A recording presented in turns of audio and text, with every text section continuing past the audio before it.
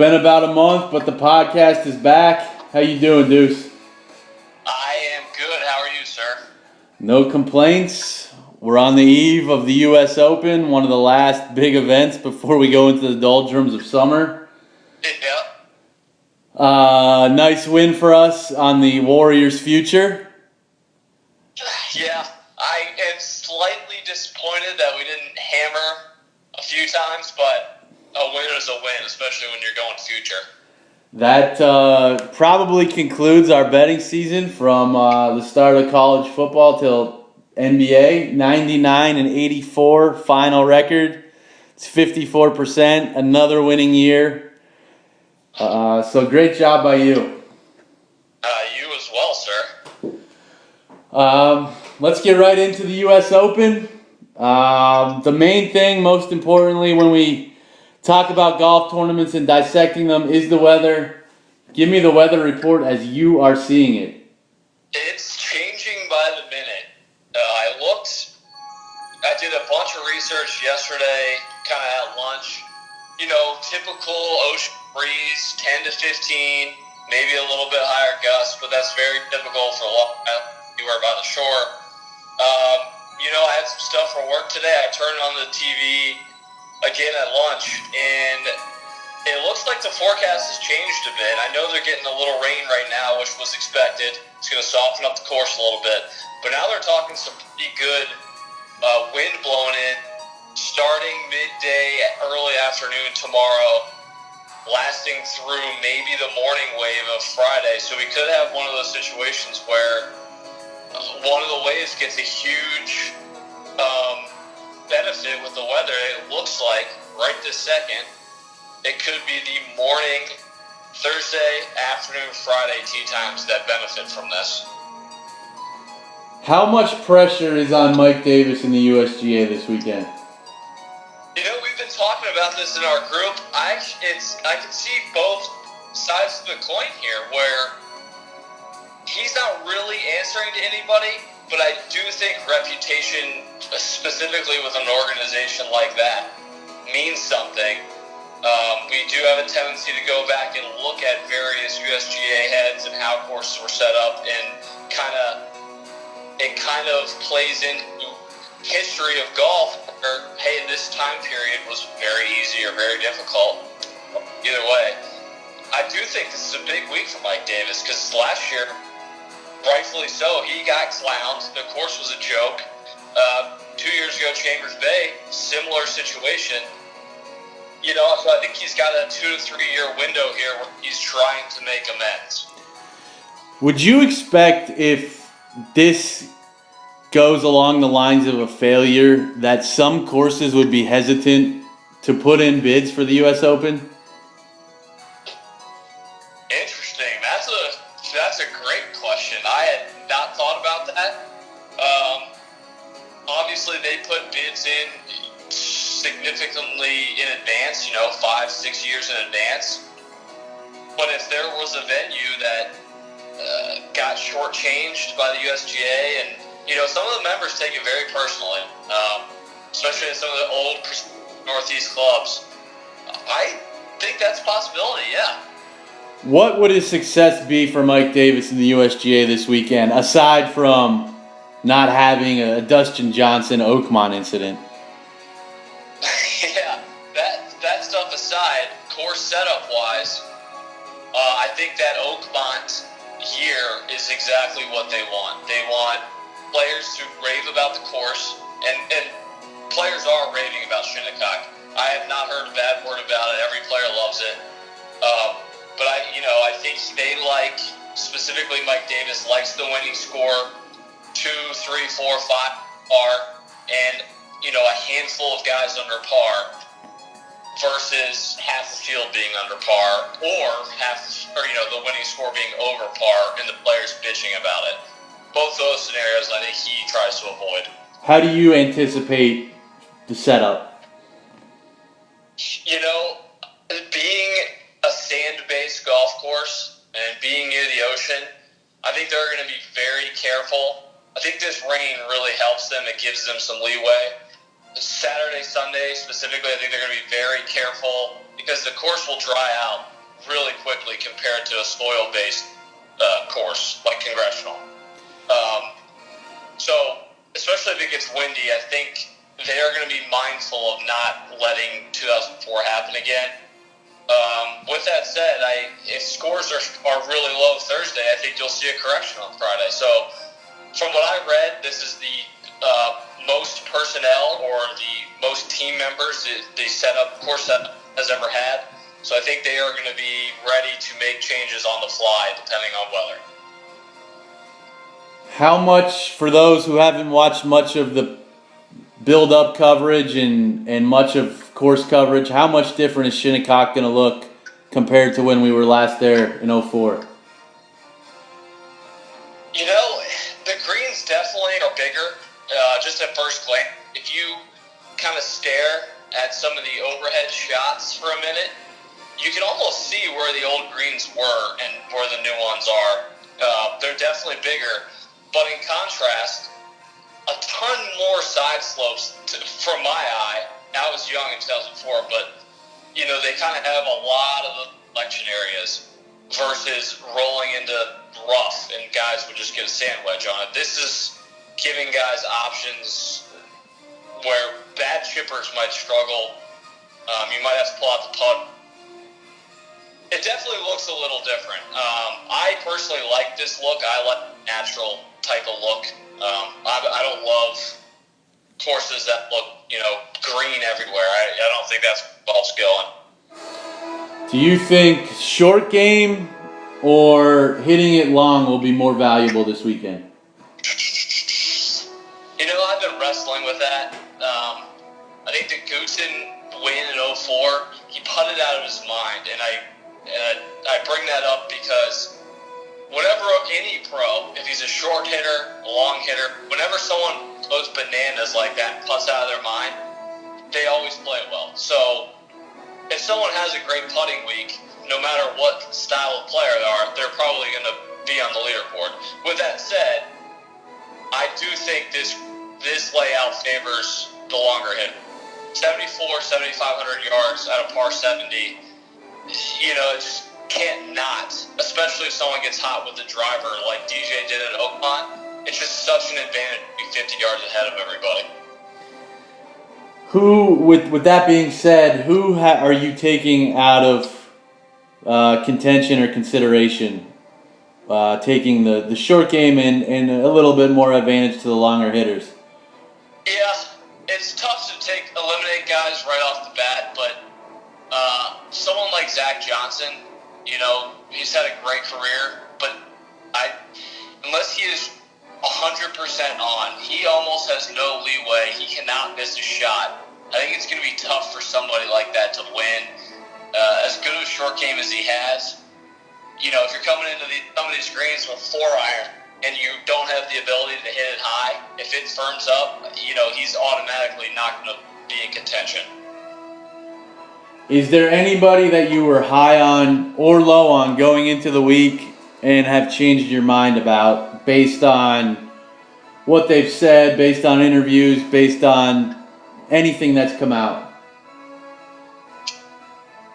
Justin Rose was the guy that I was really high on last week. He didn't play great final round of Memorial a couple of weeks ago.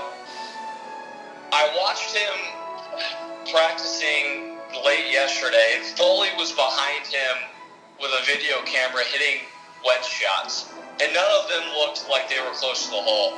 I think if you're getting videotaped the day before the major starts, I think there's an issue. He obviously is one of the hot players in the world, so this is probably crazy, but I didn't love what I saw there. I think let's go through some of the guys who are at the top of the odds boards, and then we'll go through some of the props before you give out your winner. Sure. So the favorite, Dustin Johnson at 8-1. Thoughts? He is built for the U.S. Open. He's one of the rare combinations of that kind of distance and the ability to hit the driver straight. His driving accuracy numbers aren't going to point that out, but when he gets hot, we saw it at Oakmont, like I said, he just He's really good, and his short game, 100 yards in, is so much better than it was 5, 6, 7 years ago. I like him this week. I think he might get bad side of the draw, so that is something I'm thinking about right now in your leagues or DraftKings or betting. Look, 9-1 is too short to bet on for me. I like juicier odds than that, but hard not to think that he won't be in contention come Sunday if the weather isn't crazy draw biased. You touched a little bit on Justin Rose at 14-1. Do you still see any value despite what you saw? Or your thoughts on him? No, I think I would need higher odds for him. Great ball striker. Just, I don't know what it is, and maybe I caught him in a bad moment, just had something going on. He hit a ton of pull-hooked iron shots at Memorials in the 3rd and 4th rounds. Kind of looked like what I saw the other day, so I just think he might have gotten worn out a bit from that stretch. I mean, he was so hot the last 2 months. You can find it in an hour, but to me, he just looks a little out of sorts. It doesn't seem like this course, the conditions set up for Rory at 14-1, but your thoughts? He's, right now, this is, I caveat this, it's 1:45. Weather could change by 6 p.m. the forecast, or it just doesn't blow in tomorrow, whatever. We've seen that a million times with wind specifically, where they call for something, it doesn't happen. He would be on the good side of the draw. He plays well on soft, long golf courses, which tomorrow morning, this might be that. I struggle with him on firm, fast, sand-based, windy courses. So if it dries out, his track record has proven he did not win on those types of courses. When was the last time he won a major? The PGA at Valhalla with Phil and Fowler. What was that, 4 years ago? Seems like a long time ago, and it doesn't seem like he's talked about as struggling ever. After he won that was his 4th. We started to hear, he can catch Tiger and Jack. And he's one of the streakiest players. He'll go down as one of the streakiest players in history, I think. He seems to find it for a month and then gone for the next 2 years. Justin Thomas at 14-1 is one that I have circled. Yeah, I mean, anything under 20-1 usually it doesn't get my attention just because you got to bet a little more to get a payout. If you're looking for that skill set, like a Dustin Johnson, on a traditional long ball, Justin Thomas is as close as you're going to get. He basically is the same player as Dustin. 14-1 to me is actually valuable. Getting 5-point discount off of Dustin, I think is great. He probably is a little bit better of a putter than Dustin is too. I don't mind the 14-1 with him. I like that. Is he ready to win a U.S. Open? I think he is. He is in Dustin's group, so he and Tiger, which could go either way with him. A lot of eyeballs on him, but I think he is ready. I love this course for him. I worry about the draw. If they have to play in heavy wind, he's such a high ball hitter. That could affect him. But he won at Honda earlier this year, which is very difficult, very similar to the yardage and par, and it was windy down there, and he played great. So I like your circling there. Newly engaged Ricky Fowler. I love Ricky this week. Jeez. The podcast may have to come to an end. I know. I love him. I love that he got engaged here. I think it gets a monkey off the back. This course sets up well for him. He's not great at anything. He's good at everything. He hasn't putted as well this year as he did last year and the year before. So if he's putting well, we'll get the good side of the draw. Whatever player you bring up, I'm going to talk about the draw in case it's a real thing. Yep. He would be on the good side. I also think who he's playing with Leishman and Matsuyama, I believe. I think that's a good group for him. He'll stay focused. The pressure won't be on him.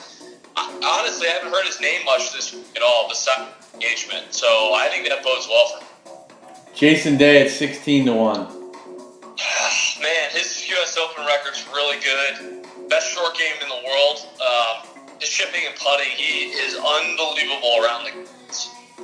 He's traditionally a good Poe putter. The Poe grass this week is not getting enough attention. There are certain guys that putt great on Poe, and then there's certain guys that are atrocious on Poe. Jason Day's one of them. That is one on the West Coast. Traditionally a very good Poe putter. So I think if he sticks to a game plan of driving iron, 3-wood, couple drivers, I think he has got to be one of the favorites. I like him a lot. A guy at 18-1 who seems to be trending in the wrong direction in Jordan Spieth. So I've seen a couple of things on Twitter about professionals. If he gets, it's called drifting, and his odds are drifting right now. If he gets to 22 to 25, we're going to automatically bet him.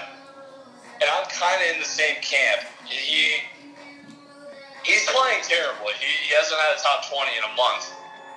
That's the longest stretch of his career. Specifically the putter, it's just abandoned him. He's 190th in strokes gained putting, and there's no distance right now to which he is a good putter. If you play golf, though, you know that putting is one of those things. It can come back in an instant. I saw him in the head a few times earlier, so this seems like the type of course that he might get frustrated on. But he won at Champions Bay, which is, a similarly exposed golf course. I think Shinnecock's more penalizing, so I don't think he'll have as much waywardness off the tee. I also totally discount him, I think. I'm hesitant to just discount him. I don't think he'll be in contention this week, but he's one of those guys you just never know about. I like the call on the odds if they continue to climb. If it gets to Definitely worth. That's just stupid value for a guy that has won a bunch of majors already. John Rahm at 20-1. Haven't heard his name once this week, and I'm going to go back to the same point I did with Justin Thomas. If you're looking for a skill set similar to that of Dustin Johnson, John Rahm is not very many beers short of the six-pack, if you know what I mean. Great driver of the ball, really good putter. His iron game is what concerns me a little bit. It's not as good as Thomas or DJ. But if you're getting 20-1, I think that's worth a couple shekels. Tiger at 20-1. Tiger. He's been hitting the ball great with irons, and many people are calling this second shot golf course. I don't know. I just don't see it. I think the putter, when you're that age, I just talked about with Spieth, where it can come back in a moment. I think when you're 43, a little bit different. I think he'll stick to the Stinger 2 iron and the 3-wood off the tee a bunch. His iron game's good enough for him to make the cut. I don't see him contending. I just don't see it. Phil at 25-1. Same with him. This is not a knock on Phil. In his game, he's had a great year. But he's 47 or 48, whatever he is. I just don't think someone that old is going to win on this type of golf course. Next year at Pebble, I think he could win that. Something like that. I don't think he wins on this big of a golf course. Defending champ Koepka 25-1. A lot of people on the Koepka train. I know he finished second at Colonial, but I don't know. I don't see it. His U.S. Open record, his major record in general, is shockingly really good for one of the younger guys that doesn't get as much attention. Really good major record, but this is only his fourth event back from taking 4 months off from a pretty significant wrist injury.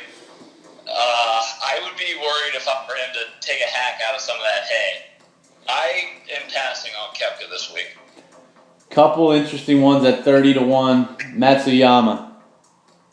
He's an interesting one because those odds are typically, in the 18-20 range for him. Has the type of game to me that wins the U.S. Open if he just has an average putting week.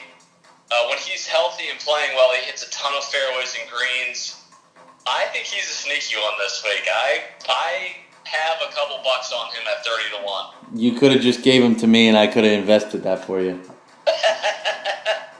His putter will never be good enough to win a U.S. Open. That is a fair point. I think you could invest that money into a top 5. Those odds aren't as good, but I think you could probably still get decent ones. How about Patrick Reed at 30-1? His short game obviously is good enough to contend. His U.S. Open record, though, is not good. His major record in general wasn't very good until last year's PGA and this year's Masters. I think the off-the-tee game is not there to win a U.S. Open yet. I think he's going to have a couple too many foul balls where it's just too penalizing for him. He plays hard golf course really well. He used to play well every year when they had an event at Doral. Usually windy, usually very difficult. He was always in contention. Obviously, it's impossible to win back-to-back majors unless your name is Tiger Woods or Jack Nicklaus. So just for that very reason, I'm off them. The other 3 at 30-1, anybody stick out is Henrik Stenson, Tommy Fleetwood, and Brandon Grace. I like all 3. Yeah. Grace plays difficult golf courses very well. He's one of those guys where none of the stats will pop out. He just kind of finds a way to get the ball in the hole. Tommy Fleetwood is one of, if not the best ball striker going right now. With him, it's just a short game. His putter is streaky. If he gets hot with the putter, he could be around. My concern with him is more about the chipping. I'm not sure if he has enough shots around the green to win an event like this, but those numbers, the way he hits the ball, that number is really good. The 40-1s, there's 2. I'd like to get your thoughts on DeChambeau, who's one of them. He's had an awesome year so far. I don't know if mentally he is prepared to win an event like this yet. I think he is still in the mind. Some of the bad breaks, kind of like Sergio used to be, are always something else's fault. And he won Memorial, so, can't take that away from him. He hit the ball off that final round. He got up and down from everywhere. I don't think he will put that together again. I worry about his chipping and putting big time in an event like this. Casey's the other one at 40-1. Casey has everything you could want. If you were going to build a golf gas-wise, him and Schaller are basically the same guy. He just doesn't win. It's so hard to bet on him when you know he doesn't win. So that's my drawback with him. The group at 50-1 is pretty interesting to me. Sergio, Francesco Molinari, Adam Scott, Mark Leishman, Oosthuizen, Alex Noren, Patrick Cantlay. I would lean more toward the last few guys you mentioned. Cantlay, Noren, Leishman. If it gets firm and fast, Leishman is on record saying he loves when golf courses get fiery. If you go back to 2004, South Africans were very prevalent on the leaderboard, so Louis is one of those guys that might interest you. He's shockingly only won once on the PGA Tour, and that was the British Open back in 2010. So he's one of those guys that, for me, it's hard to bet because he doesn't win that often. But I would not talk anyone out of him. I love Cantlay. He's got an all-around game. It's hard to watch because he plays so slow, but I think the kid's going to be a superstar.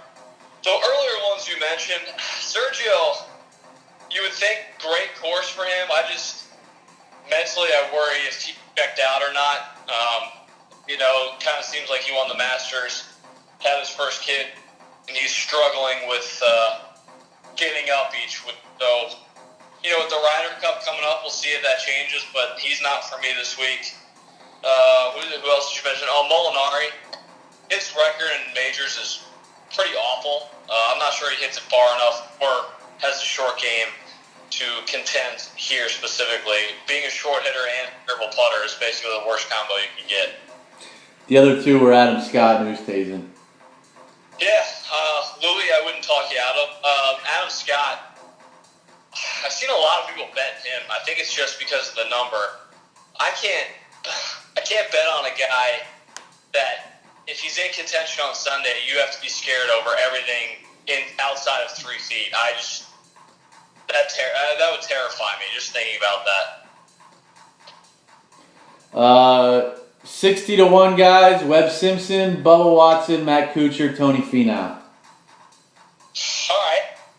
Webb I really liked. He's got the pedigree. The list of players to win the Players' Championship and the U.S. Open in the same year is almost non-existent. Hard to see him bucking that trend, but he's got a great combination of ball striking and putting going right now. But that trend would scare me away. I like Finau. Not sure he's ready to win something like this yet. People forget he's a really good player, but he's only won once on tour, and that was an opposite field event in Puerto Rico, so kind of a half win. I like the number, though. He's got the game to contend. I would like a top 5, top 10 bet more with him. Kuchar, I worry about Kuchar's accuracy and distance this week. If you're going to be short, you got to be in the fairway, and this year specifically, he's outside the top 50 in driving accuracy. So that would scare me off with Kuchar a little bit. Bubba's interesting. If there were going to be a U.S. Open course that fits Bubba, it's probably this one. The fairways are a little more generous. You can be very creative.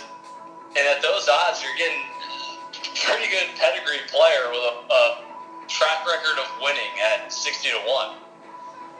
There's 3 other guys under 100-1. You touched on Zach Johnson already. The other 2 are Jimmy Walker and Xander Schauffele. I love them both.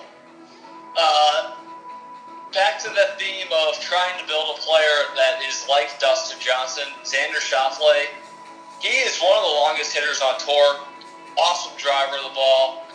He is a proven winner. I like the guys that know how to win. He won twice a year. At those odds, why not take a stab at it? And then Jimmy Walker, seems like he's gotten over the line. He's played really well in the last 6 or 7 weeks. And more importantly, he is a post-list. If you go back the last 5 or 6 years, all of his wins essentially come on the West Coast or in Texas. Both of those have in common wind and a lot of So I think Jimmy's a great stab at 100-1. Anybody in the 100 category that sticks out, worth value: Poulter, Schwartzel, Duffner, Griot, Byung Hun Han, Brant Snedeker, Charlie Hoffman, Cabrera Bio, Kyle Stanley, Aaron Wise. I think Sneds has some interest just because he showed a little bit of form last week. He's one of those guys that if he gets the putter rolling, that could be a Goosen type, just makes everything and kind of wins on the back of his putter. So I think at 125, he's worth a dollar bet or $10 bet, whatever. Kyle Stanley also, I have him at 150. I put $5 on him at 50. The guy hits every fairway and every green. Basically, if it comes down to a tournament where even par matters, and Kyle Stanley could be there in the end. The 125-1s that I'm showing are Brian Harmon, Kevin Kisner, Daniel Berger, Cameron Smith, Marty Keimer, Shane Lowry, Siwoo Kim, Luke List, and Keegan Bradley. Keegan's an interesting one. He's sort of a Kyle Stanley where hits a ton of fairways and greens and has the length. It's just a matter of putting. He's almost dead last in tour in putting, though. It might be worth more of a top bet than an outright. This might really offend some people in little groups specifically, but I see U.S. Open, I see shaved area around the green, and I really think Marty Keimer. He did shoot a 63 last week on the Euro Tour, so might have found them. And then the last I show are at 150 to 1. Russell Henley, Kevin Chappell, Tyrell Hatton, Matt Fitzpatrick, Gary Woodland, Adam Hadwin, Alphabet, Gray McDowell, Peter Uline, Ches Reeve, Steve Stricker, Thorbjorn Olsen, and Chesson Hadley. So 2 names from that group that I think are worth mentioning. Steve Stricker has not missed a cut in a major since 2009.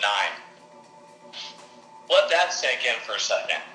Has he played in every major since 09? Not every major, but I can't remember what the number is, but basically the major straight cuts made is behind Tiger and Jack only at this point. Pretty impressive for a 50-year-old. That is. He posted a great finish last week in Memphis. He qualified through a sectional. So he's a guy where he's not going to win, but he keeps it in play so much and his short game's so good that I don't see any reason why he couldn't back end a top 10 here. His top 10 odds are probably pretty good too. You could probably get them at 10 to 1 still, be 7 to 1, whatever, top 10, which is pretty good.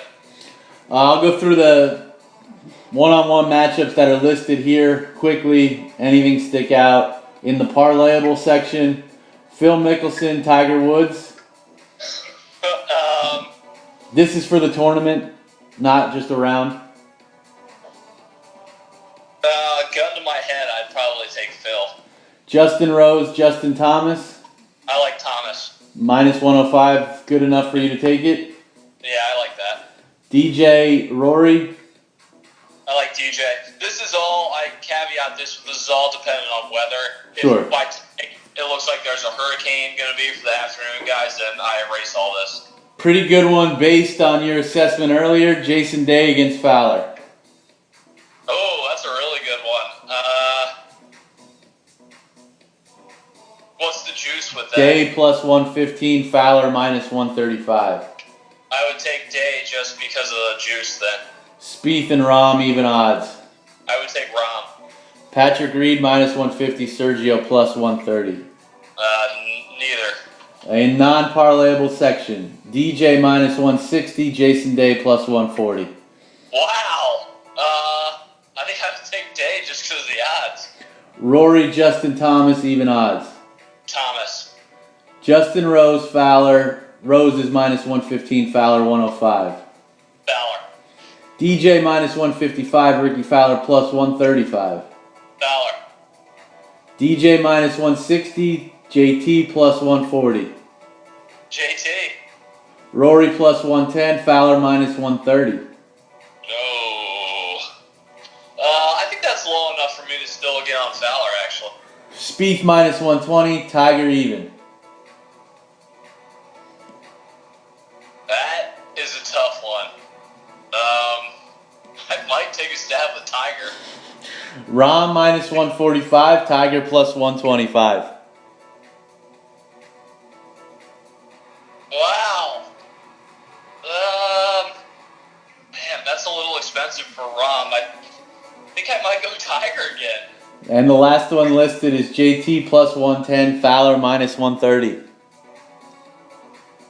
Wow, that's interesting. I would take JT just because of those odds. Winning score. What's that? Those are shockingly high numbers for DJ. He's giving a ton of juice. Yes. Holy moly. May want to rethink it if you're picking DJ. I mean, look, DJ to me is the favorite if all things are equal. I just think he might get the shit end of the weather. Yeah. Winning score 275.5. Over under, which that would be 4.5 under. I'm gonna say it is somebody shoots better than that. I think somebody gets to 5 or 6 under. Interesting. Weather dependent, or do you think the USGA makes it a little bit easier?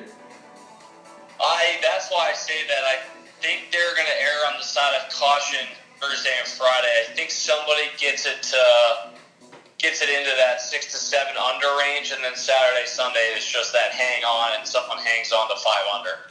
Lowest round in the tournament, 65.5 over under. Over 65.5 is plus 225. Under minus 275.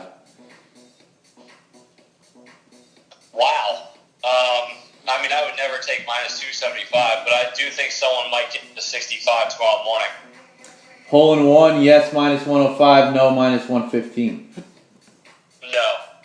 Will there be a playoff? Yes, plus 300, no, minus 400. Wow, I think the plus 300 is kind of interesting. Your thoughts on the new playoff? I don't know. I kind of like the old. I think I'm jaded because of the Tiger Rocco situation. There's plenty of others where the playoffs sucked. But the Tiger Rocco was so awesome that, I kind of nostalgic about that. Winning score. I think we both agree under par is going to win this. It's minus 150. Too much to give up? No, I'm okay with that. I think that's something where you can put a little heftier bounty on it. Highest score on a hole is 9.5. Even odds. 9.5.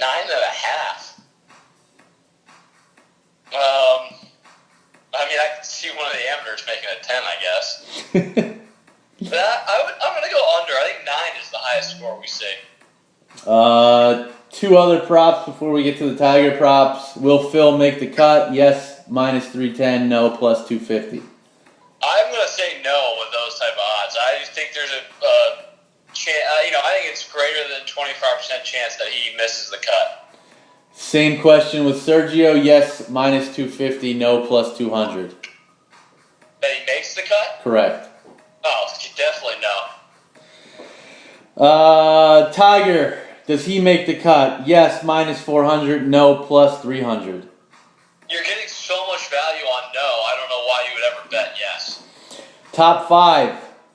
Yes, plus 450. No, minus 650. No. Top 10. Yes, plus I'm betting that, but I. Correct. Sure. Top 10. Yes, plus 225. No, minus 275. I don't think he contends. No. Top 20. Yes, plus 110. No, minus 130. I think there you're at least getting plus odds where I would feel okay with it. This is a bet we could have built a house on. It's finally now on the boards. Does Tiger hit the fairway on the opening shot? Yes, minus 135. No, plus 115. These fairways are pretty wide. Yeah, usually I think 99 times out of 100 I bet no. We were probably 100% the last 10 years on this bet. The number one is not a long hole, and the fairway is generous, so I think we'll see him hit iron. I almost want to say no just for the principle. Is he the late wave tomorrow? He is with DJ and Justin Thomas, so he's the late wave. Birdies for round 1. Over under is 3.5. Yes, over 3.5 is plus 100. Under minus 130. Yeah, I would lean under there. Bogeys or worse is 4.5. Even odds. I think he's got more than 4. And then round 1 is the under par. Yes, plus 120. No, minus 150. I like the no, but 150 is a little expensive. His low round of the weekend, 69. Over under, even odds. Saturday, Sunday, his low round or any low round? His, Tiger. Oh, well, he's not there on the weekend. This is the whole tournament, I mean. Oh, so he just needs to be under par 1 round. To have it. You need a 68 to win it. I'm going to say no. And the last Tiger won. Tiger wins plus 1,600. No, minus 2,000. No. Put 4,000 on that. Based on your assessments and blurbs on each player, my 4 value picks would be Brandon Grace at 30 to 1, Noren and Cantlay at 50 to 1, and Schauffele at 80 to 1. Any ones that I should not move forward with. I prefer Jimmy Walker over Schauffele 1. Okay. At 90. And Brandon Grace at 30, that is, I haven't checked in the last hour, that is down from 2 hours ago when it was 40. Okay. So maybe somebody knows something. You give me your value plays. 60. I think that's a good one. I've been looking at this for months. I have Fleetwood at 55 from a couple months ago. I think that one's still up around 40, so I don't think that's a terrible one. Jimmy Walker, I'm with you on. This is a U.S. Open. I have a hard time believing Kyle Stanley's going to win, but at 125, I put a few bucks on him. These are fluctuating by the hour. I currently have Bubba Watson at 75 to 1. I think just throwing money at that just because he's proven winner. He's proven to win on Poe. 75 to me is where like Ben On should be, not Bubba Watson. We're gonna go back to the speed thing. If he hits that 22 or 25, I'm gonna just automatically bet it just because it's valuable. And the same thing with your circle, Justin Thomas. I think 14 is semi-valuable for a player of his ilk. And if he gets anywhere higher than that, I'm going to bet him. Justin Thomas was going to be my winner, who I'm going to play.